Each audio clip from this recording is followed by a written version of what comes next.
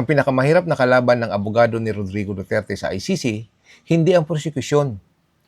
Minsan, ang sarili niyang kliyente. Ang defense lawyer na si Nicholas Kaufman ang nangunguna sa depensa ni Duterte sa International Criminal Court. Sa normal na kaso, simple lang ang laban. Prosekusyon, laban sa depensa. Pero sa kasong ito, may isang komplikasyon.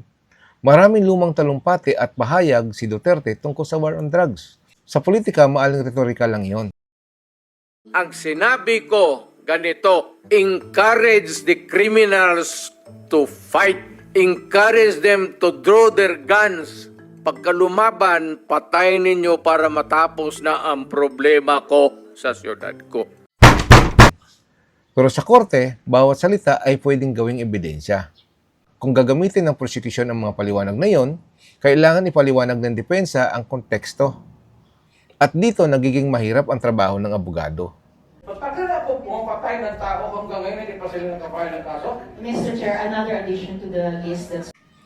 Dahil minsan, ang pinakamalakas na argumento ng kalaban ay galing mismo sa salitang sinabi ng kanyang kliyente.